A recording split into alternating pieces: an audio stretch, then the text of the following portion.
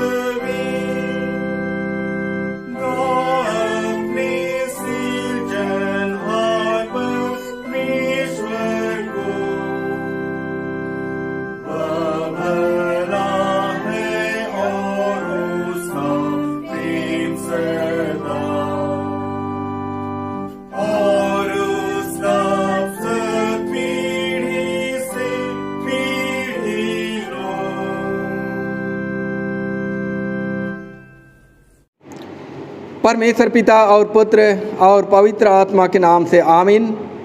हमारी सहायता ईश्वर के नाम से है जिसने स्वर्ग और पृथ्वी को सिरजा।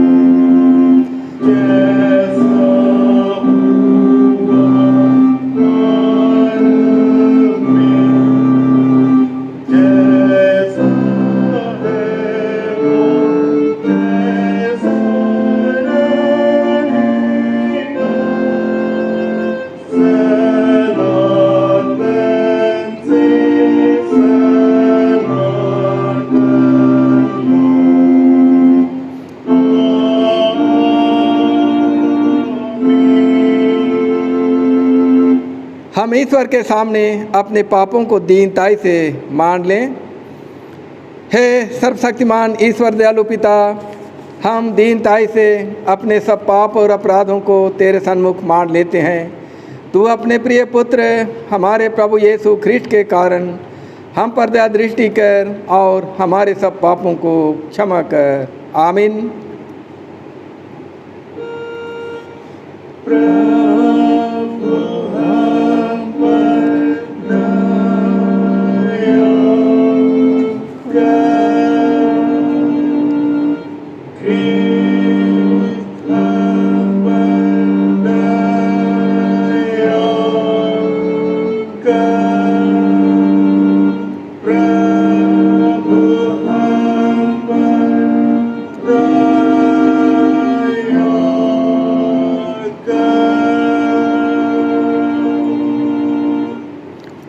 सरक जाएंगे और पहाड़ियाँ हिल जाएंगी, पर मेरी दया तेरे पास से न सरकेगी और न मेरे कुशल की वाचा हिलेगी।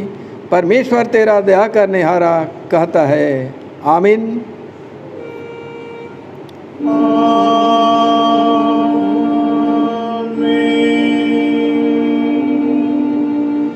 सबसे ऊंचे स्थान में ईश्वर का गुणानुवाद हो।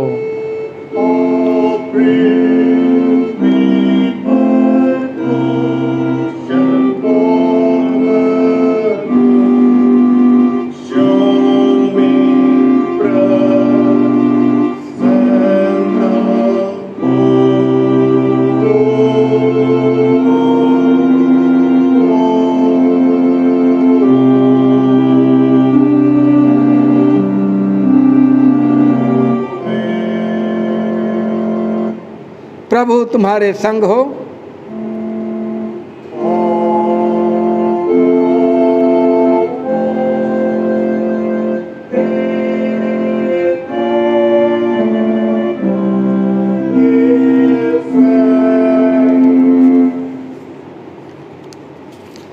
आइए हम प्रार्थना करें। हे प्रिय प्रभु स्वर्गवासी पिता, हम तेरा धन्यवाद करते हैं कि तू अपनी कृपा से हमारा विनाश नहीं चाहता है, परंतु कि हम अपना मन तेरी ओर फिराएं और बच जाएं। हम तेरी विनती करते हैं, अपना पवित्र आत्मा हमको दे कि वह प्रतिदिन हमारे मनों में सच्चा पश्चाताप उत्पन्न करे, हमारे हृदयों में पाप क्षमा और अनंत जीवन की लालसा जन्मे, और तेरी अपार कृपा को विश्वास से ग्रहण करने और उसमें स्थिर रहने के लिए हमको सामर्थ्य दे। हमको हर प्रकार की परीक्षा में संभाल कि जिस अनुग्रह के द्वारा अंत में परम सुखी हो जाएं, हमारे प्रभु यीशु ख्रीष्ट के कारण। आमीन।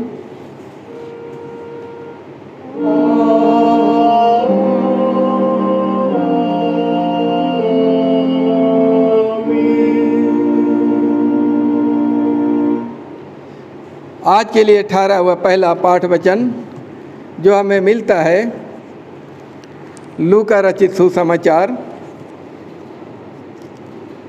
उसका अध्याय 15। लूका रचित सुसमाचार अध्याय 15, 11 से 32 तक। उसमें इस प्रकार लिखा हुआ है, फिर उसने कहा, किसी मनुष्य के 2 पुत्र थे। उनमें से छोटे ने पिता से कहा, हे पिता, संपत्ति में से जो भाग मेरा हो वह मुझे दे दीजिए। उसने उनको अपनी संपत्ति बांट दी। बहुत दिन ना बीते थे कि छोटा पुत्र सब कुछ इकट्ठा करके दूर देश को चला गया और वहाँ कुकर्म में अपनी संपत्ति उड़ा दी।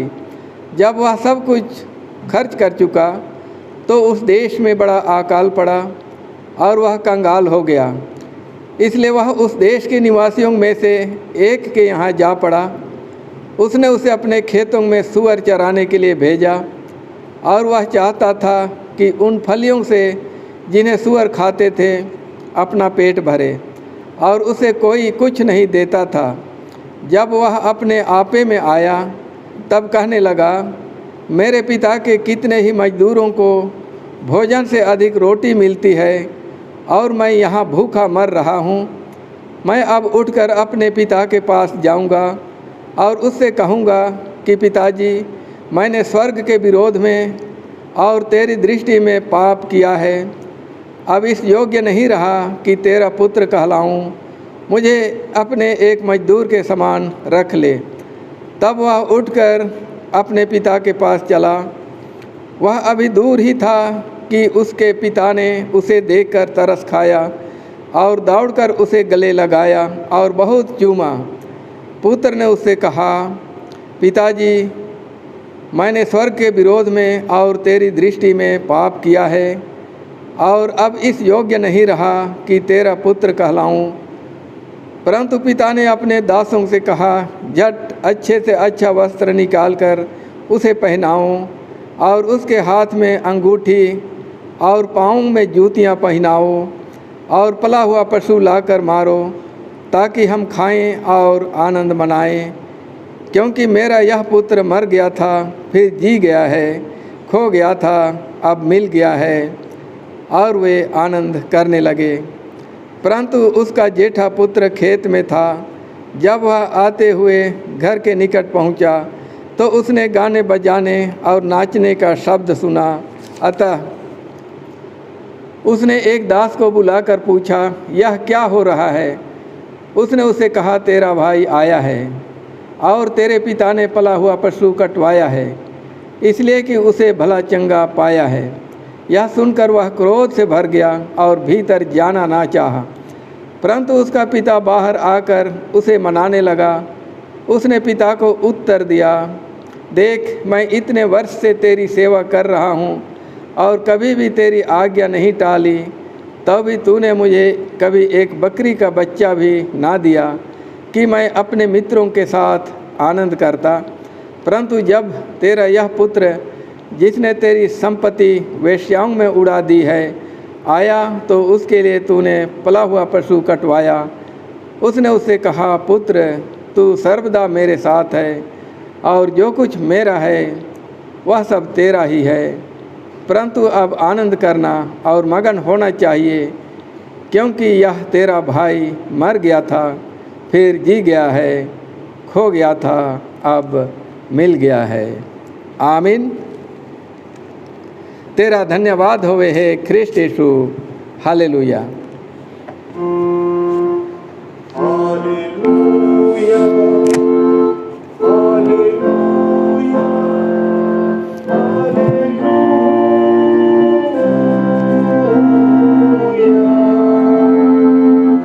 अब हम समस्त क्रिस्टियानी कलीसिया के संग अपना महापवित्र विश्वास मान लेकर यूँ कहें, मैं विश्वास करता हूँ परमेश्वर पिता पर, जो स्वर्ग और पृथ्वी का सर्वशक्तिमान सृजनहार है, और उसके इकलौते पुत्र अपने प्रभु यीशु ख्रिस्ट पर, जो पवित्र आत्मा से गर्भ में आया, कुंवारी मरियम से उत्पन्न हुआ, पांतुस पिलातुस की आज्ञा से दुख उठाया, क्रूस पर चढ़ाया गया, मर गया और गाड़ा गया, पाताल में उतरा, तीसरे दिन मृतकों में से जी उठा, स्वर्ग पर चढ़ गया और परमेश्वर सर्वशक्तिमान पिता के दाहिने हाथ बैठा है, जहाँ से वह जीवितों और मृतकों का विचार करने को फिर आएगा। मैं विश्वास करता हूँ पवित्र आत्मा पर, एक ही पवित्र क्रिस्टियानी कलीसिया, पवित्रों की संगत पर, पापों की क्षमा, देह के जी उठने और अनंत जीवन पर। आमीन।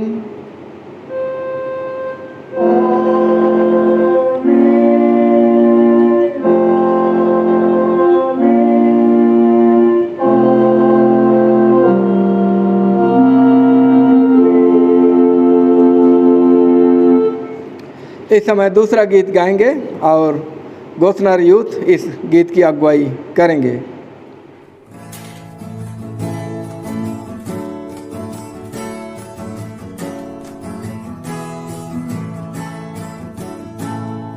संग हम तुम्हारे चलते रहेंगे, ऐ मेरे प्यारे मसीहा।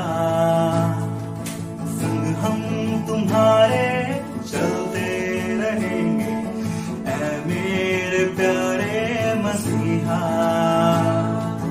तू जो न होता तो इस पापी को देता कौन सहारा। तू जो न होता तो इस पापी को देता कौन सहारा। संग हम तुम्हारे चलते रहेंगे, ऐ मेरे प्यारे मसीहा। संग हम तुम्हारे चलते रहेंगे,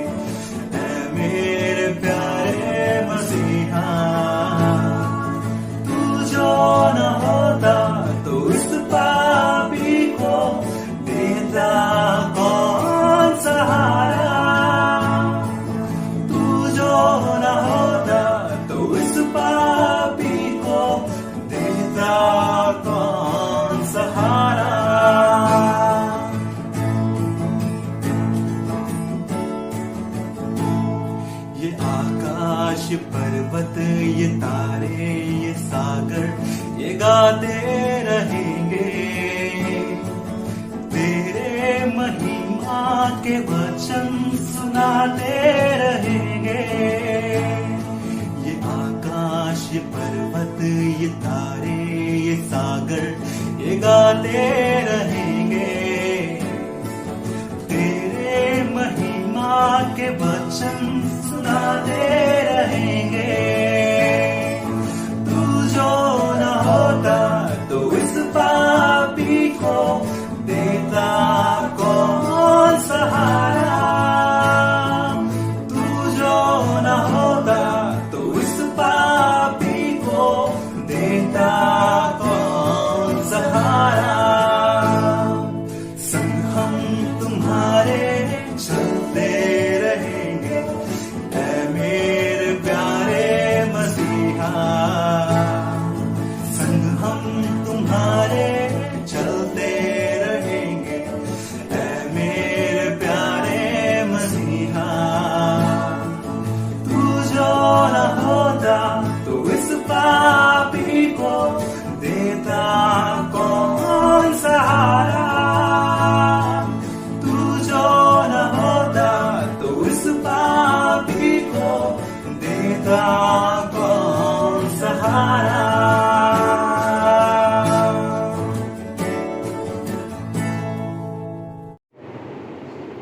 गोस्नर यूथ को सुंदर गीत के लिए बहुत बहुत धन्यवाद। परमेश्वर पिता और उसके इकलौते पुत्र हमारे उद्धारकर्ता प्रभु यीशु मसीह की ओर से सबों को अनुग्रह और शांति बहुतायत से मिले, आमीन। आइए हम प्रभु का धन्यवाद करें। हे महान अनुग्रहकारी दयालु परमेश्वर पिता, प्रभु जी धन्यवाद देते हैं आज के सुंदर समय के लिए जो हम सबों को तूने दान के रूप में दिया है। प्रभु जी धन्यवाद देते हैं बीते जीवन में हम सबों को तूने संभाला है, हर मोड़ पर तू हम सबों के संग रहा है, हमारी रखवाली किया है। प्रभु धन्यवाद करते हैं और प्रभु आज तेरे महान नाम को हम धन्य कहते हैं, तेरी आराधना स्तुति करते हैं और तेरे तमाम प्रकार के दया और आशीषों के लिए तुझे धन्यवाद का भेंट चढ़ाते हैं। प्रभु जी हम एक एक के धन्यवादी मन और हृदय को ग्रहण कर धन्यवाद देते हैं तेरे महान प्रेम के लिए जो यीशु के द्वारा हम पापियों पर तूने बहुत आयत से उंडेला है।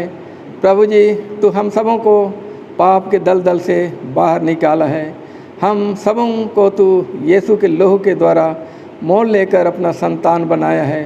प्रभु धन्यवाद देते हैं और तुझ में जीवन को समर्पण करते हैं कि प्रभु कोई भी शक्ति हमें तेरे प्रेम से अलग करने ना सके। तेरे मार्ग में हम सबों को अगुवाई कर पवित्र आत्मा के द्वारा आज के वचन के लिए तुझसे दया और आशीष चाहते हैं, अगुवाई चाहते हैं कि इस वचन का आशीष हर एक को तू प्रदान कर। प्रभु तू इस वचन को हमारे बीच में प्रकट कर ताकि उसके द्वारा हमारा आत्मिक जीवन आशीषित हो। प्रभु जी सारी बातों को तेरे चरणों में रखते हैं, हमारे गुनाहों को यीशु के नाम से क्षमा कर। प्रार्थना धन्यवाद यीशु ख्रिस्ट के नाम से मांगते हैं, दया से सुन और ग्रहण कर, आमीन। आज के लिए जो उपदेश वचन है हमें मिलता है पतरस की पहली पत्री उसका अध्याय 5 6 से 11। पतरस की पहली पत्री अध्याय 5 6 से 11। इसलिए परमेश्वर के बलवंत हाथ के नीचे दीनता से रहो जिससे वह तुम्हें उचित समय पर बढ़ाए। अपनी सारी चिंता उसी पर डाल दो क्योंकि उसको तुम्हारा ध्यान है। सचेत हो और जागते रहो क्योंकि तुम्हारा विरोधी शैतान गरजने वाले सिंह के समान इस खोज में रहता है कि किसको फाड़ खाए। विश्वास में दृढ़ होकर और यह जानकर उसका सामना करो कि तुम्हारे भाई जो संसार में हैं ऐसे ही दुख सह रहे हैं। अब परमेश्वर जो सारे अनुग्रह का दाता है, जिसने तुम्हें मसीह में अपनी अनंत महिमा के लिए बुलाया, तुम्हारे थोड़ी देर तक दुख उठाने के बाद आप ही तुम्हें सिद्ध और स्थिर और बलवंत करेगा। उसी का साम्राज्य युगानुयुग रहे, आमीन। प्रभु यीशु ख्रिस्ट में प्यारे भाइयों तथा बहनों, हम प्रभु का धन्यवाद करते हैं कि आज एक बार फिर हम प्रभु के चरणों में आते हैं और उसके तमाम प्रकार के दया आशीषों का स्मरण करते हैं जो हम एक एक के जीवन में उसने दिखलाया है, प्रकट किया है और अद्भुत रीति से हम सबों को जीवन के कठिन दौर में भी संभाल कर रखा है।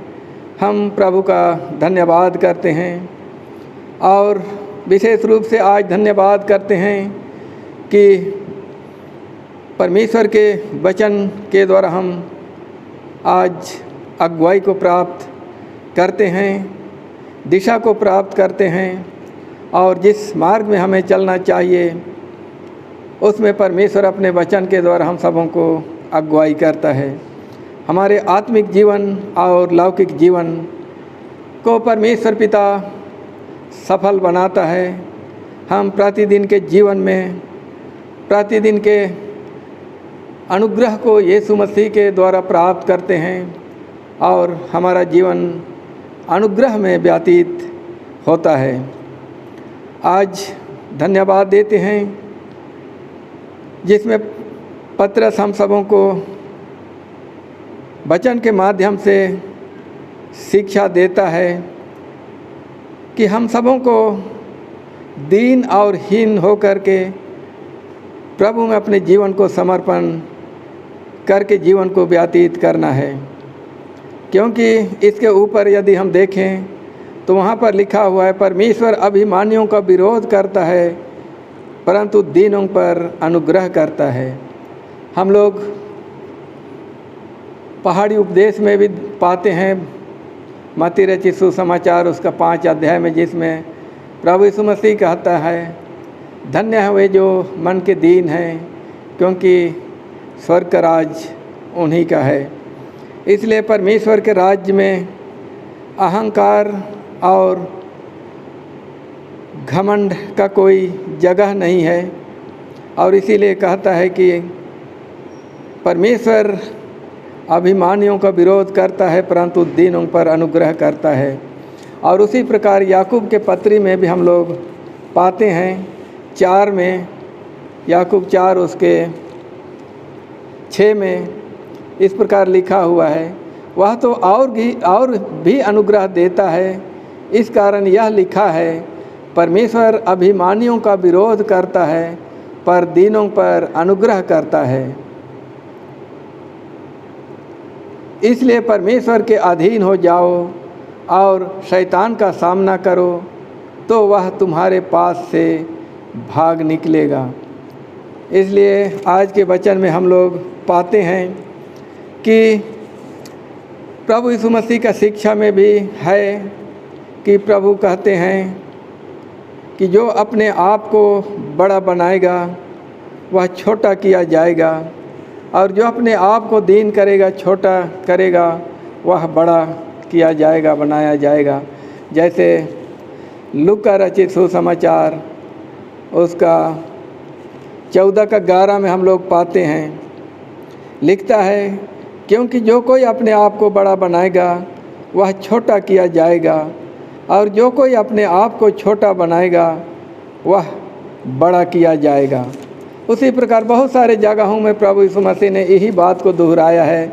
जैसे 18:14 में भी वो कहता है मैं तुमसे कहता हूँ कि वह दूसरा नहीं परंतु यही मनुष्य धर्मी ठहराया जाकर अपने घर गया, क्योंकि जो कोई अपने आप को बड़ा बनाएगा वह छोटा किया जाएगा और जो अपने आप को छोटा बनाएगा वह बड़ा किया जाएगा। पतरस इसी शिक्षा के आधार पर आज हमारे लिए वचन को रखता है कि हम सबों को दीनहीन होकर परमेश्वर के सामर्थी हाथ में अपने आप को समर्पित करना है और परमेश्वर ही हम सबों को अपने पवित्र इच्छा के अनुसार उचित समय पर हम सबों को बढ़ाएगा। कोई भी मनुष्य इस दुनिया के रीति पर देखते हैं तो छोटा बनना नहीं चाहता है। हर कोई अपने आप को बड़ा और दुनिया में सब कुछ को प्राप्त करना चाहता है कि उसके पास संसार की संपत्ति और बहुत सारी चीज़ें, बहुत सारी उपलब्धि उसके पास हो, यही चाहता है मनुष्य। कोई यह नहीं चाहता है कि प्रभु के हाथ में समर्पित करके अपने जीवन को उस पर डाल दें और वही हमें समय पर बढ़ाएगा। इस बात के लिए पतरस हम सबों को सिखाता है कि हम सब अपने प्रयास पर, अपने भरोसे पर, अपने बुद्धि पर, अपने सामर्थ पर नहीं, लेकिन प्रभु यीशु मसीह पर समर्पित होकर के हम अपने जीवन को उसमें सौंप दें, तो सच में वही हम सबों को उचित समय पर बढ़ाएगा, हमें ऊंचाई पर खड़ा करेगा। और यदि हम अपने सामर्थ्य पर बढ़ना चाहेंगे तो हो सकता है हम बढ़ नहीं सकेंगे, क्योंकि वचन में भी हम लोग पाते हैं, लूका रचित सुसमाचार उसका पहला अध्याय में ही हम लोग देखेंगे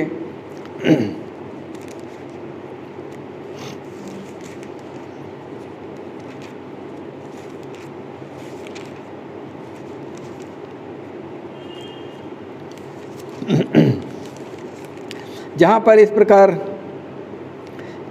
मरियम का गीत में पाते हैं कि जो परमेश्वर पर भरोसा करता है, विश्वास करता है, उससे डरता है, उसको परमेश्वर का आशीष कैसे मिलता है। उस बात को मरियम की स्तुति गान में हम लोग पाते हैं, जो मिलता है लूका रचित सुसमाचार उसका पहला अध्याय 50 से आगे अगर हम पढ़ें या 49 से आगे पढ़ें तो उसमें इस प्रकार लिखा हुआ है, क्योंकि उस शक्तिमान ने मेरे लिए बड़े बड़े काम किए हैं, उसका नाम पवित्र है और उसकी दया उन पर जो उसे डरते हैं पीढ़ी से पीढ़ी तक बनी रहती है। उसने अपना भुजबल दिखाया और जो अपने आप को बड़ा समझते थे उन्हें तितर बितर किया। उसने बलवानों को उनके सिंहासनों से गिरा दिया और दीनों को ऊंचा किया। उसने भूखों को अच्छी अच्छी वस्तुओं से तृप्त किया और धनवानों को छूछे हाथ निकाल दिया। ये प्रभु का वचन है और इसमें दीनों के लिए कहा जाता है कि जो जिसने प्रभु पर अपना जीवन को समर्पण किया उसको उसने उठाया, ऊंचा उठाया। और लिखा ही हुआ है कि उसने बलवानों को उनके सिंहासनों से गिरा दिया और दीनों को ऊंचा किया। जो अहंकारी थे, घमंडी थे, उनको नीचे गिरा दिया।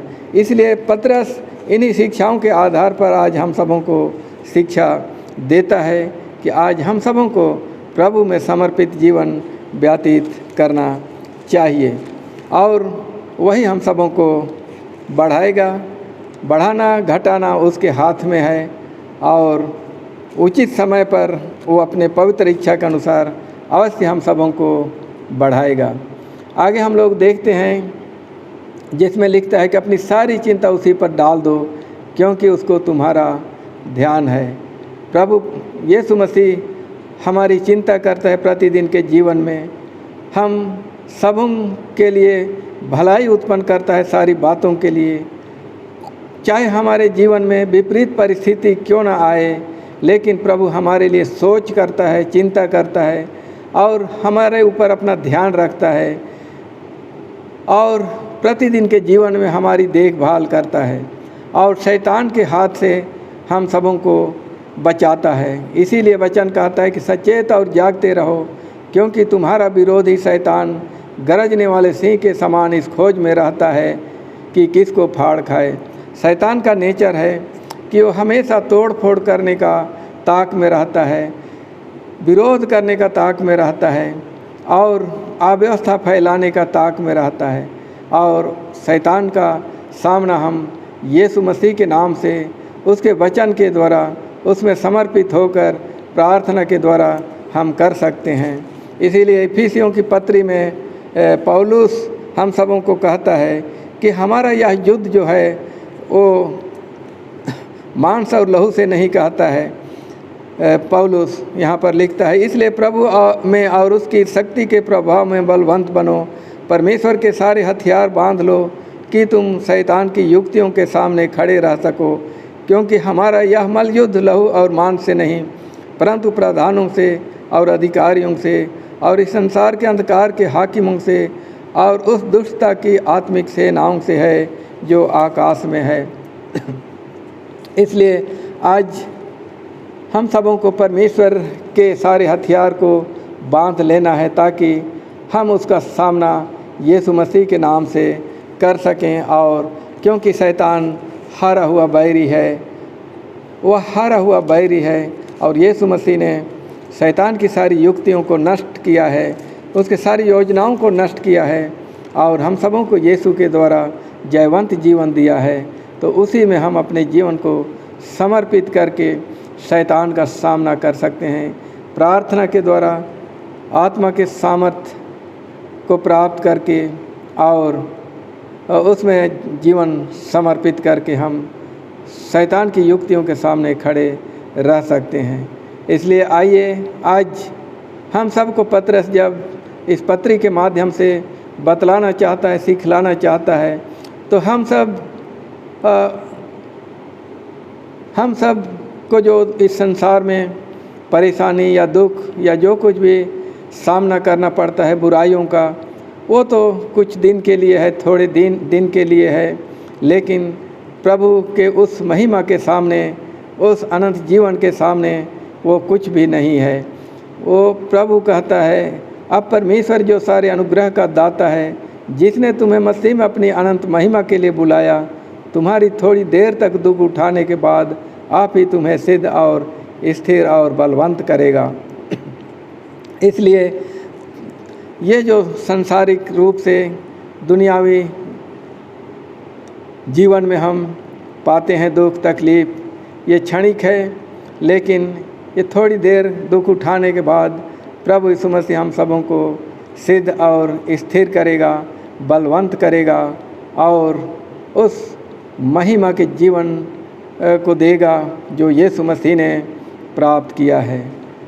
और इस प्रकार पतरस आज हम सबों को और विशेष रूप से उन दिनों के विश्वासियों को भी जो विभिन्न प्रकार के परीक्षाओं से होकर गुजर रहे थे, उनके जीवन में सताहट थी और विरोध था और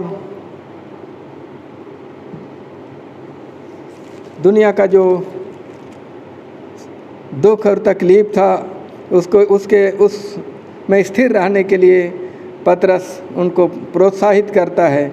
और इसीलिए वो कहता है, हे प्रियो, जो दुख रूपी अग्नि तुम्हारे परखने के लिए तुम में भड़की है, इससे यह समझकर अचंभा न करो कि कोई अनोखी बात तुम पर बीत रही है, पर जैसे जैसे मसीह के दुखों में सहभागी होते हो आनंद करो, जिससे उसकी महिमा के प्रकट होते समय भी तुम आनंदित और मगन हो।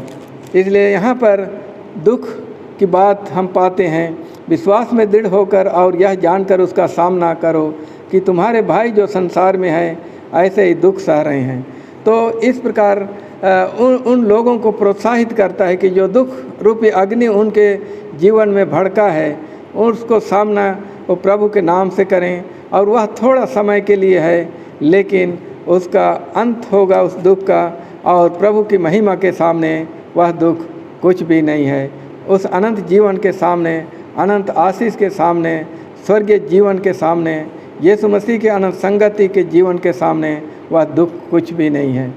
इस प्रकार पतरस आज हम सबों को भी इस वचन के द्वारा, अपने पत्री के द्वारा ये शिक्षा देता है कि आज हमारा जीवन प्रभु में समर्पित हो, चाहे दुख हो चाहे सुख हो, सभी पहलू में प्रभु हम सबों को देखभाल करता है और सारी बातों के द्वारा हम एक एक के लिए भलाई उत्पन्न करता है। हमारा आत्मिक और लौकिक जीवन को प्रभु यीशु मसीह सफल बनाता है। इसलिए प्रभु में अपने जीवन को समर्पित करके व्यतीत करें और प्रभु इस वचन के द्वारा सबों को बहुतायत से आशीष दे। आमीन। आइए हम प्रभु का धन्यवाद करें। महान अनुग्रहकारी दयालु परमेश्वर पिता, तेरा धन्यवाद करते हैं आज के वचन के लिए। प्रभु, तू अपने वचन में बतलाता है कि हमको दीन और नम्र होकर तुझ में जीवन को समर्पण करके जीवन को व्यतीत करना है, क्योंकि तू ही हमें बढ़ाता है, तू ही हमें घटाता है। बढ़ाने और घटाने वाला तू ही है प्रभु जी।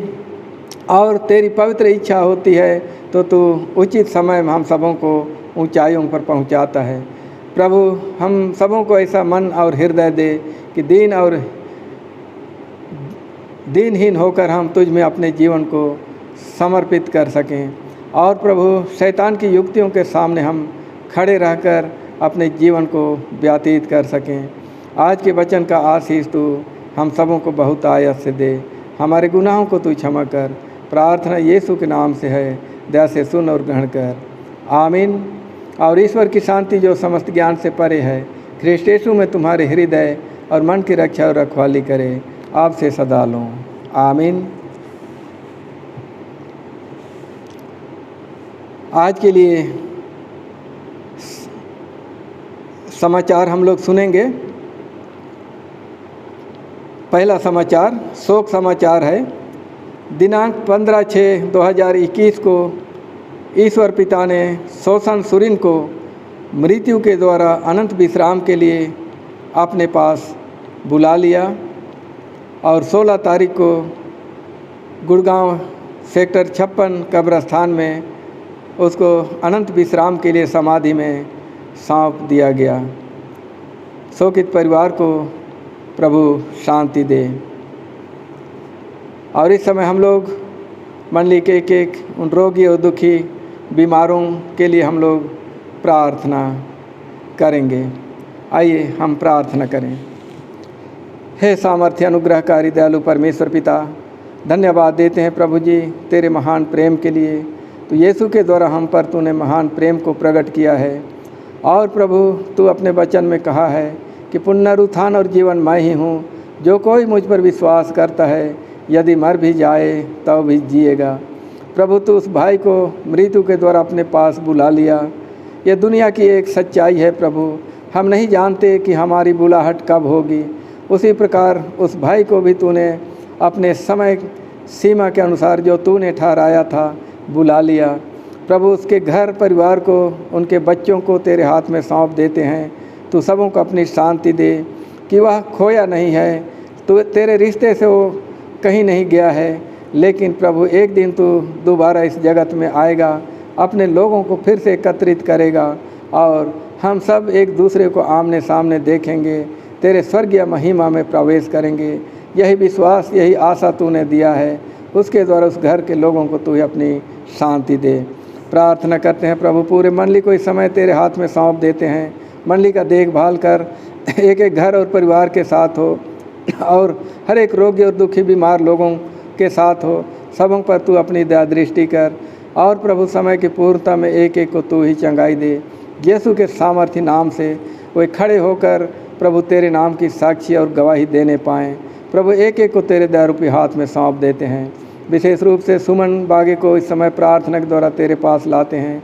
प्रभु वह इस समय गंभीर स्थिति में है, लेकिन प्रभु हमारा विश्वास तुझ में है, क्योंकि तूने कहा है कि मैं तुम्हारा चंगा करने वाला परमेश्वर हूँ। प्रभु तू उसके निकट हो, उसको अपनी उपस्थिति में रख, अपने सिंहासन के पास रख और प्रभु तू ही उस पर अपना सामर्थ्य हाथ, चंगाई के हाथ को बढ़ा और तू ही चंगाई दे और प्रभु उसके जीवन के द्वारा तू अपने नाम की महिमा ले। उसी प्रकार महेश्वर बोरा को तेरे हाथ में लाते हैं। प्रभु काफ़ी अरसे से वो बीमार अवस्था में है। प्रभु उसे भी तू अपनी शक्ति दे, सामर्थ्य दे, शारीरिक दुर्बलता से छुटकारा दे। बीमारी की शक्ति को तू यीशु के लहू से धो दे और प्रभु तू ही चंगाई दे।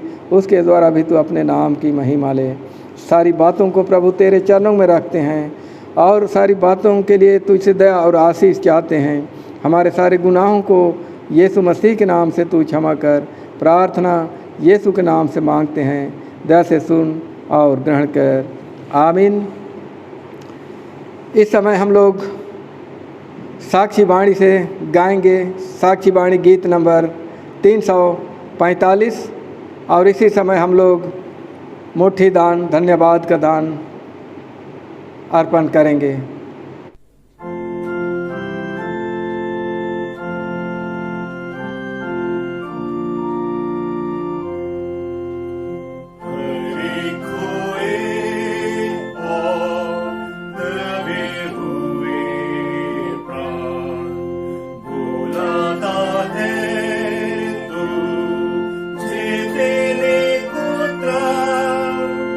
बढ़ाने चाहता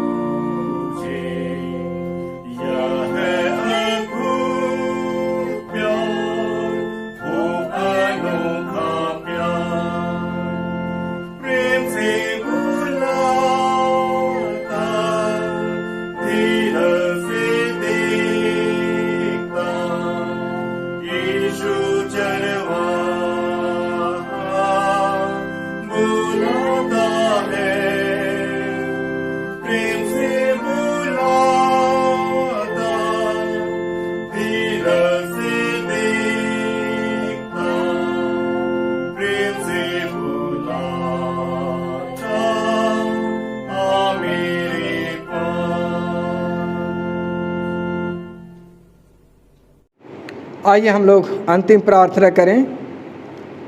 हे प्रभु परमेश्वर स्वर्गवासी पिता, हम तेरी विनती करते हैं अपनी ख्रिस्टियानी कलीसिया और उसके सारे सेवकों की अगुवाई कर कि वे तेरे वचन के निर्मल उपदेश में ठहरें, जिससे सच विश्वास और प्रेम हम में बढ़े और दृढ़ाया जाए। हे प्रभु, भारत रिपब्लिक के हमारे प्रेसिडेंट, इस प्रांत के गवर्नर, राज्य की सभाओं और मंत्रिमंडलों, सब न्यायों और हाकिमों और सब राज्य कर्मचारियों को आशीष दे और उनकी अगुवाई कर कि वे न्याय और धर्म से देश की सेवा करें और हम कुशल चैन से सारी भक्ति और गंभीरता से काल बिताएं। हमारी कलीसियाई सभाओं, सेंट्रल काउंसिल, डायसीजन काउंसिल और कलीसिया की अन्य मंडली सभाओं को आशीष दे कि वे इस मंडली को तेरी पवित्र इच्छा के अनुसार चलाएं।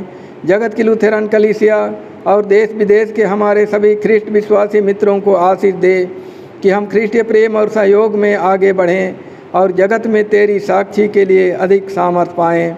हमारी कलीसिया के सब काम पर आशीष दे, लड़के लड़कियों की शिक्षा पर आशीष दे कि वे तेरे भय, प्रेम और भरोसा में बढ़ते जाएं। कलीसिया के विद्यालयों, शिक्षण, प्रशिक्षण, महाविद्यालयों और अन्य संस्थाओं को संभाल और उनको बढ़ती दे और उनके द्वारा कलीसिया के लिए आत्मिक और लौकिक आशीष दे। खेती बाड़ी और हर एक काम उद्यम को सफल कर, जिससे हर कोई सुविवेक से तेरे आगे चले और अपनी जीविका पाए। अपनी कृपा से उन सबों पर दृष्टि कर जो कंगालपन, रोग और नाना प्रकार की सकेती और दुख में हैं, उनको शांति दे। हमारे कलीसिया के सब भाई बहनों की रक्षा कर जो दूसरे देशों में चले गए हैं, कि वे सब जोखिम और परीक्षाओं में विश्वासी ठहरें। हम उनके लिए भी तेरी विनती करते हैं जो मंडली से निकाले गए व उलट हुए हैं। उन पर दया कर कि वे सच्चे पश्चाताप से तेरी ओर फिरें। सब मनुष्यों का त्राणी ठहर और उन पर जो अंधियारे में बैठे हैं मुक्ति का उजाला प्रकाश कर। हमको अपश्चातापी मृत्यु से बचा और अंत में अपने प्रिय पुत्र हमारे प्रभु यीशु ख्रिस्ट के द्वारा स्वर्ग राज में ग्रहण कर। आमीन। हे हमारे पिता, तू जो स्वर्ग में है, तेरा नाम पवित्र माना जाए, तेरा राज्य आए, तेरी इच्छा जैसे स्वर्ग में वैसे पृथ्वी पर भी हो। हमारे प्रतिदिन की रोटी आज हमको दे और हमारे अपराधों को क्षमा कर, जैसे हम भी अपने अपराधियों को क्षमा करते हैं। और हमको परीक्षा में मत डाल, परंतु बुराई से बचा, क्योंकि राज और पराक्रम और महात्म सदा तेरी हैं। आमीन।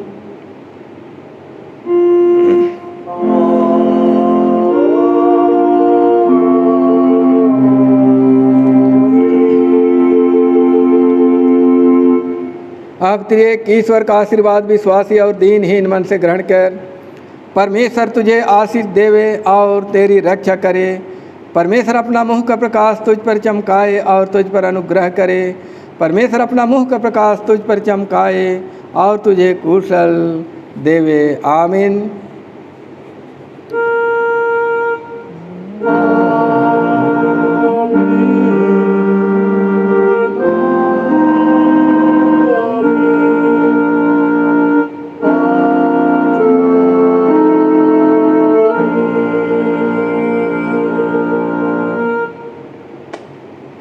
यीशु सहाय।